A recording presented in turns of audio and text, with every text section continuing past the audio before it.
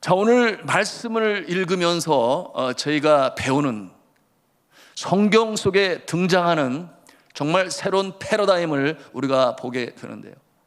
여러분, 사복음서에 제일 먼저 등장하는 인물이 누군가? 세례 요한이에요. 그리고 두 번째로 예수 그리스도께서 등장하십니다. 그런데 이 세례 요한과 예수 그리스도의 이 사역적인 차이점을 우리가 말씀을 통해서 보게 됩니다.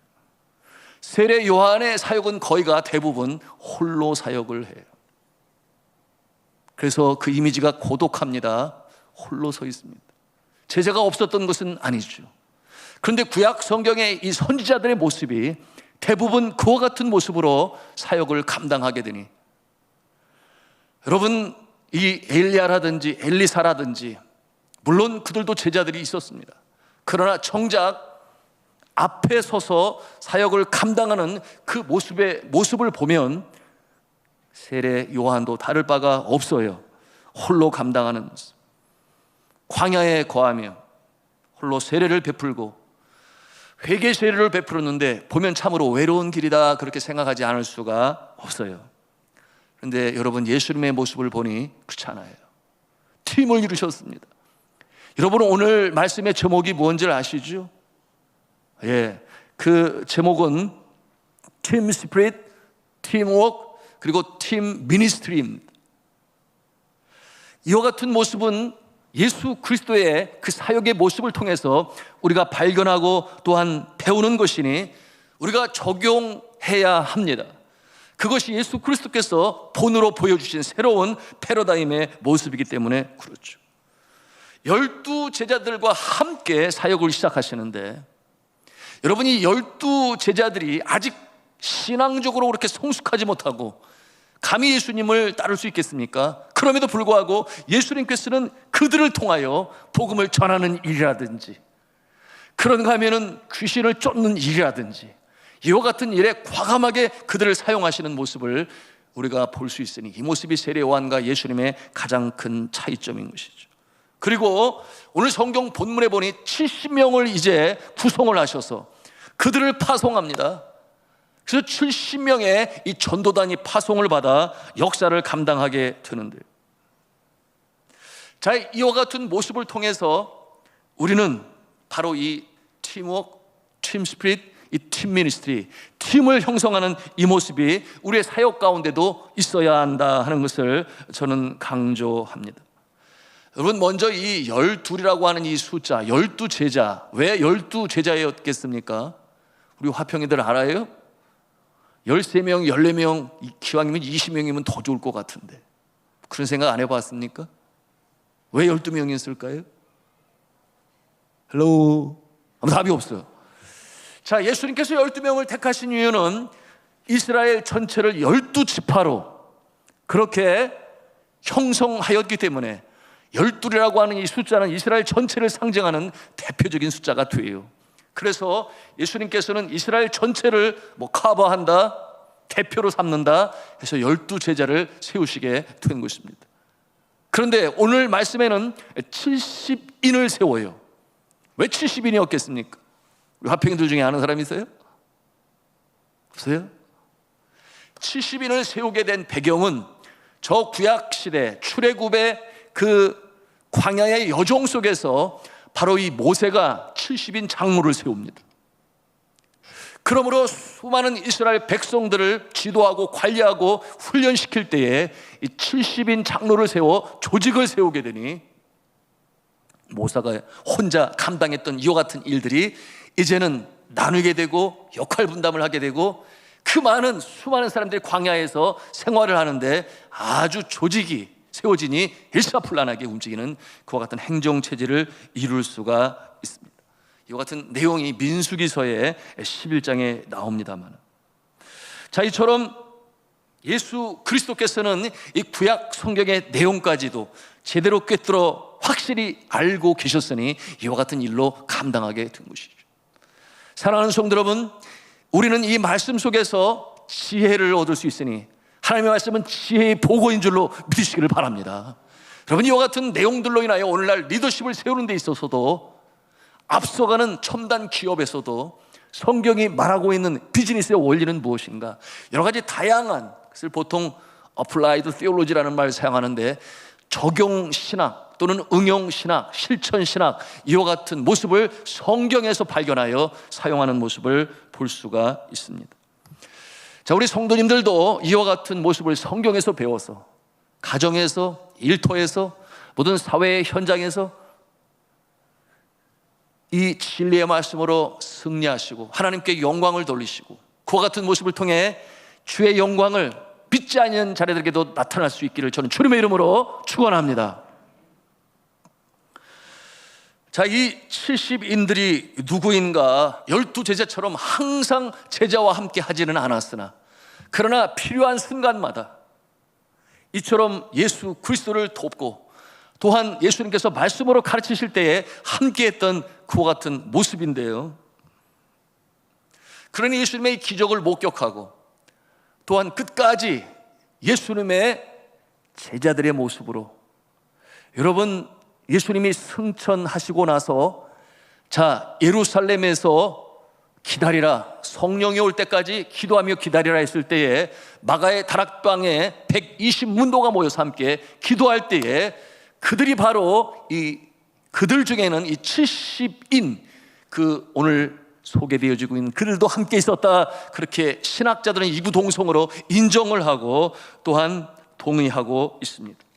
여러분, 사도행전 1장 15절과 21절에 베드로가 이와 같은 모습을 설명하고 있으니, 주께서 우리 가운데 출입하실 때 항상 우리와 함께 다니던 사람들, 그렇게 이들을 소개합니다.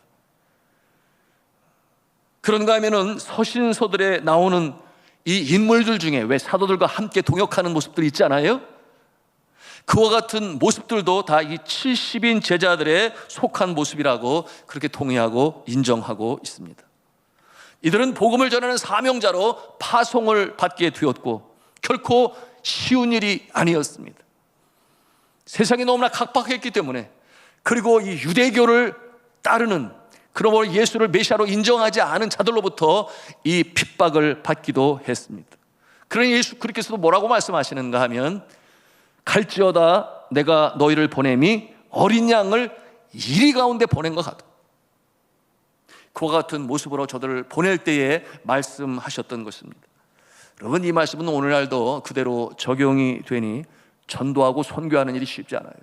선교지에서는 이와 같은 모습들이 많이 일어납니다. 방해가 나타나고 박해가 나타나고, 그런가 하면 테러리스트의 위협 속에서 순교를 당하는 그 같은 모습도 있어요. 왜냐하면 이 선교 현장, 전도의 현장은 영혼을, 사단의 세력 속에 있었던 그 영혼을 구출하여 구원하여, 레스큐라는 말을 씁니다마는 그들을 구출하여 하나님의 은혜의 나라, 은혜의 자리에 옮기는 일이니 영적 전투가 그 가운데 있는 것입니다. 그러니 이 사탄이 호락호락 그렇게 쉽게 영혼들이 가지 않도록 별 방법을 다 씁니다. 여러분은 분당 샘물교회 사건을 기억하실 것입니다. 2007년 7월이었죠.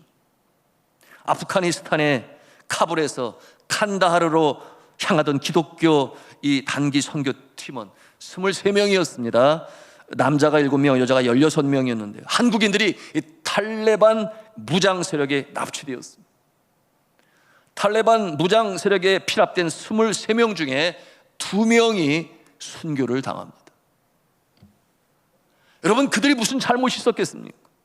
그들의 목적을 추구하기 위하여 그처럼 아무런 죄가 없는 배형규 목사님, 그리고 심성민 형제가 세상을 떠났어요. 저들의 유가족을 생각하면 참 마음이 아픕니다. 이후 한국 정부와 이 탈레반 이 무장 세력과의 협상 결과 인질 21명이 8월 31일 단계적으로 8월 31일까지 단계적으로 풀려나면서 다 나오게 되었습니다. 그런데 이 사건이 불거지면서 이 피랍자들과 해외 위험 지역에 이 선교를 하러 다니는 사람들을 향하여 비난의 눈초리, 그런가 하면은 그 비판이 얼마나 심했는지 알 수가 없어요. 그와 같은 모습을 보면서 여러분, 네팔에 있는 선교사들이 모였는데, 자, 이와 같은 상황에서 우리는 철수해야 돼? 여러분, 선교의 역사가 어떻게 이루어져 왔는지를 잘 알고 있는 선교사들은 결코 그러지 않아요. 그러면서 네팔 선교사들이 기도 모임을 하면서 함께 결의했던 내용이 뭐냐? 우리는 죽음을 불사하고 끝까지 복음을 전한다. 그것이 결정 내용이었습니다. 여러분, 이 세상의 눈초리와 우리 믿음 안에 믿는 사람들의 눈초리는 이처럼 선교 현장에 나타나는 그 상황들에 대해 완전히 다른 두 개의 모습으로 서게 되니, 이것이 이 땅의 하나님의 나라와 그렇지 않은 모습과 다른 모습임을 우리가 볼 수 있어요. 그런데 그 일이 있은 후에 1년이 안 돼요. 분당 샘물교회 당시에 담임 목사님이 누구셨는가 하면 박은조 목사님이셨어요. 네팔을 방문했습니다. 그리고 선교사들을 모아서 수련회를 하게 되었는데요, 놀라운 이야기를 저가 이 선교사들에게 전했어요. 그 내용이 뭐였는가 하면, 이 단기 선교팀을 파송했던 분당 이 샘물교회, 여러분 얼마나 많은 환난과 어려움을 겪었습니까? 세상 모두가 다 그들을 비판하고 어떻게 그렇게 무모한 짓을 저질렀느냐, 이와 같은 내용으로 비판을 하게 되었는데, 그런데 놀라운 것은 1년이 지나는 사이에 이 분당 샘물교회에 새로 등록한 성도들이 300명이 넘었다 그랬어요. 그와 같은 모습을 어떻게 설명할 수 있겠습니까? 여러분이 이처럼 복음을 전하는 일은 하나님의 손길이 함께 하시는 것이니 참으로 신비한 놀라운 이와 같은 일들이 나타나는 것입니다. 여러분, 하나님의 복음을 증거하는 일에는 많은 어려움을 당하고 핍박을 당해요. 오늘도 예수 그리스도께서는 말씀하시기를 이리 가운데 보내는 것과 같다, 그렇게 표현을 하셨는데요, 그 같은 모습을 통하여 분당 샘물교회는 거꾸로 후퇴하고 그 교회를 떠나는 것이 아니라 오히려 하나님의 은혜의 축복의 역사가 나타나게 되니 더 힘있는 교회로 서게 되었고, 여러분, 그때 피랍당하고 돌아온 자들이 지금 한국에서 얌전히 자신의 직장 일에만 수고하고 있을 것 같습니까? 그들이 다 또다시 다른 이 국제 난민들 그곳에 나가서 선교사의 사역으로 봉사하고 있는 사실이 나중에 10년이 지나고 나서 다시금 추적하는 가운데 발견하게 되었으니, 여러분, 이 복음을 전하고 영혼을 구하는 일은 그 누구도 막을 수가 없으며, 여러분, 이와 같은 모습을 통해서 순교자의 피에 터전 후에 주의 몸된 교회가 세워지고, 이와 같은 모습을 통해서 하나님의 나라가 더욱 힘있게 확장되어 나가는 줄로 믿으시기를 바랍니다. 우리가 오늘 이와 같은 이 복음 전파의 모습을 바로 예수 그리스도께서 이 파송하시고 우려할 부분은 있으나 그러나 마침내 종래 승리한다 하는 모습을 말씀을 통해 발견하는 것입니다. 여러분, 17절 말씀에 뭐라고 그랬어요? 70인 전도에 들어와서 승전 보고를 합니다. 같이 읽겠습니다. 시작. 70인이 기뻐하며 돌아와 이르되 주여, 주의 이름이면 귀신들도 우리에게 항복하더이다. 아멘. 이와 같은 기쁨으로 보고하는 제자들 향해 예수님께서 또 뭐라고 응답하십니까? 18절 19절 말씀을 같이 읽겠습니다. 시작. 예수께서 이르시되 사탄이 하늘로부터 번개같이 떨어지는 것을 내가 보았노라. 내가 너희에게 뱀과 전갈을 밟으며 원수의 모든 능력을 제어할 권능을 주었으니 너희를 해칠 자가 결코 없으리라. 아멘. 여러분, 이처럼 복음 전도의 현장은 때때로 핍박이 있고 환란이 있고 순교의 상황까지 이르게 되지만, 그러나 부활의 신앙은 뭐라고 그랬습니까? 여러분, 주님께서 사명으로 주신 것으로 인하여 우리가 감사한다 그랬어요. 예수님도 그 사명을 받았을 때 십자가의 사건이었지만 그 뒤에 나타나는 모습은 영광의 역사니 부활의 역사를 보이심으로 사탄의 계계를 완전히 물리치신 그 역사를 최종적으로 퇴합니다. 부활의 신앙으로 이겨나간다고 하는 것은 무엇입니까? 여러분, 그처럼 십자가가 다가오지만 예수 그리스도는 십자가 사건 이후에 부활할 것을 믿음의 눈으로 보고 계셨으니 제자들에게 여러 번 말씀하셨어요. 여러분, 우리가 주의 사명으로 복음을 전해요. 우리 교회가 또한 이와 같은 일에 있어서 다른 어떤 교회보다도 산돌중앙교회는 선교하는 교회라고 그렇게 그 색깔을 분명히 하고 있으니 오늘은 민족, 내일은 세계로 복음을 전하는 교회. 여러분, 이 복음을 전한다고 하는 것은 얼마나 핍박을 미리 예상하고 준비하고 죽으면 죽으리다 이런 마음으로 선교사는 선교지로 가고, 가지 않으면 보내야 하는 이 선교사의 사명을 감당하는 산돌중앙교회다라고 하는 것이에요. 그런데 정말 우리의 신앙은 그 정도 위치까지 자라나 있는가, 우리를 돌아볼 필요가 있는 것입니다. 우리가 지난주부터 이제 가까운 독산역 롯데캐슬에 복음을 증거하고 있습니다. 여러분, 복음 현장에 나가본 자들은 알아요. 얼마나 문전박대를 당해야 하는지 몰라요. 내가 왜 그 수모를 겪어야 하느냐, 이렇게 얌전하게 신앙생활을 하는 사람들은 그와 같은 모습을 생각하면서 아이고 나는 아니야 뭐 이럴지 모르겠습니다. 주의 복음이 어떻게 증거되어지는 것입니까? 우리 화평이 여러분들은 어떤지 모르겠어요. 여러분들은 학교에서 밥 먹을 때 기도는 하고 밥을 먹지요? 왜 이렇게 고개를 좀 끄덕이는 우리 형제 자매들이 있어서 너무나 감사합니다. 여러분, 네팔 같은 곳에서 유일하게 예수 믿는 대학생이죠. 리빙스턴 출신이. 그 학교가 비싸요. 그래서 갈 수가 없는데 우리가 장학금을 구하여 그 학생을 그 학교에 보냈더니 세상에 가보니까 예수 믿는 사람은 하나밖에 없는. 밥 먹는 시간에 기도를 하고 먹으니까 재수없는 녀석이 우리 학교에 하나 왔다고. 그 예수를 믿지 않는 그곳의 학생들로부터 얼마나 차별 다요를 당했는가. 그와 같은 수모를 겪으면서 그의 마음에, 그래, 내가 예수 믿는 자이기 때문에 나를 이렇게 왕따시키고 차별 대우를 해, 내가 실력으로 보여주리라. 그렇게 생각을 하고 저가 열심히 공부를 하게 되니, 여러분, 저가 그와 같은 마음을 가지고 기도하며 때때로 어려울 때 학교에 찾아와서 기도를 받고 가곤 그랬는데요, 그가 누구였느냐? 리빙스턴 제1회 졸업생 중에 1등으로 졸업한 비소지 씨라는 학생이었으니 한번 붙어볼 만하지 않습니까? 실력적으로 말이죠. 그래서 열심히 공부하게 되었는데 결국 첫 학기에서 저가 수석을 하게 되었고, 두 번째 학기에서는 수학책을, 교과서를 구입하지 못했어. 여러분, 어머니가 예수를 믿으시는 분인데 막노동판에서 일을 하시는 분이에요. 그러니 모래를, 흙벽들을 짊어지고 어찌하든지 거기서 버는 수입으로 자녀들 교육을 시키는데, 남편은 알코올 중독자가 돼서 가장의 역할을 감당하지 아니하니 그 눈물이 마를 날이 없었지요. 그런데 마침 수학 시험을 얼마 안 남겨두고 교과서를 구입하지 못하니 왜 그랬는가 하면 어머니가 아파서 일터에 나갈 수가 없으니 하루 벌어 하루 살아가야 하는 그와 같은 입장에서 아파서 나가지를 못했는데, 그때 그와 같은 상황이 벌어져서 두 문제인가 세 문제를 놓쳐서 두 번째는 차석을 했다고 그랬어요.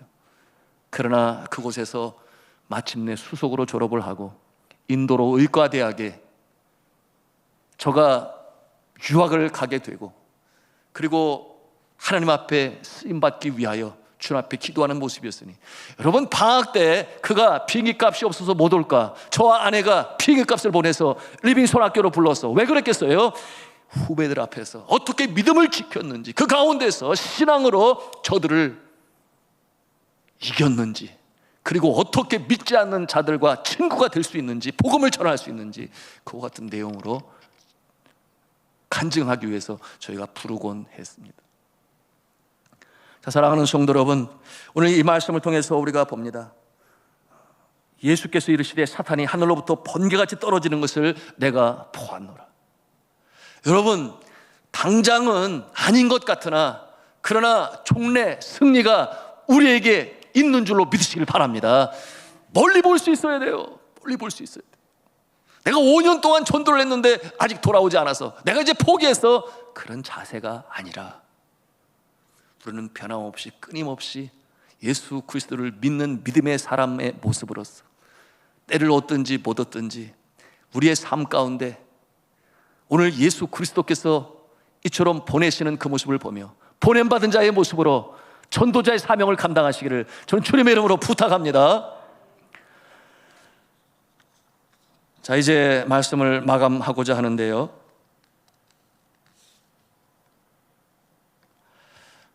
이와 같은 모습으로 수고하는 우리 성도들의 모습은 교회 안에서만 아니라 저는 그런 도전을 주고 싶습니다. 직장 가운데서도 여러분들 믿음의 사람들이 하나가 되어 기도를 시작하는 모습이 있었으면 참 좋겠다. 여러분, 우리 성도들 가운데 있습니까? 저는 우리 금천경찰서와 이 금천구청, 특별히 금천 경찰서에 이제 신호회가 결성이 돼서 그곳에 가서 말씀으로 증거하게 될 때에 그 짧은 틈, 수요일, 매주 수요일마다 그렇게 예배를 드리는 거예요. 선교회가 형성이 됐어. 남들은 그 시간에 밥을 먹고 쉴 시간에 그 직장 일터에서 손을 높이 들고 주를 찬송하며 예배드리고 싶어서, 그래서 모여서 기도하는 제목들을 보면 그 경찰서 안에 믿지 않냐는 자들이 예수를 영접할 수 있도록 우리가 행할 수 있는 일을 감당하게 하여 주옵소서 간절히 기도를 하는데요, 감동이 와요. 감동이 와. 그리고 부활절과 성탄절에는 나름 선물을 준비해서 동료들에게 나누고 복음을 전하는 그 모습을 볼 때에 주여, 주님께서 이들을 사용하여 주옵소서, 그런 기도를 저절로 드리게 되는데요, 우리 성도들 가운데 직장 생활을 하시는 분들도 물론 그런 분들 계시리라 저는 믿습니다만은, 예수 믿는 사람들끼리 모여서 기도를 하고 그것이 작은 그룹이 되고 모임이 되고, 그래서 혼자 애쓰고 기도하는 모습이 아니라 팀 스피릿, 팀워크, 팀 미니스트리라고 그랬어요. 그것이 예수님의 방법이었으니 12에서 70에서 120에서 500으로 이 성장해 나가는 이 팀의 역사가 바로 우리 교회 안에, 그리고 우리 성도들이 있는 직장 안에 나타나서 정말 복음이 증거되는 일에 귀한 축복의 통로로 사용받으시기를 저는 주님의 이름으로 축원합니다. 이 모습이 우리 성도들의 직장뿐만 아니라 우리 대학생들, 청년들과 또한 우리 학교를 다니는 우리 화평이들 가운데도 있었어. 예수 믿는 사람끼리 똘똘 뭉쳐, 그래 우리는 예수 믿는 사람이야, 산후의 독리 숨길 수가 없어, 나타나지 않고서는 견딜 수가 없어. 이 믿음으로 전진해 나갈 때 하나님께서 복을 주시고 하나님의 나라가 확장이 되고 그와 같은 모습을 통해 이 땅에 다시금 예수 그리스도의 푸르른 계절이 회복될 줄로 믿습니다. 이 모습으로 나아가시는 저 여러분 다 되시기를 주님의 이름으로 축원합니다.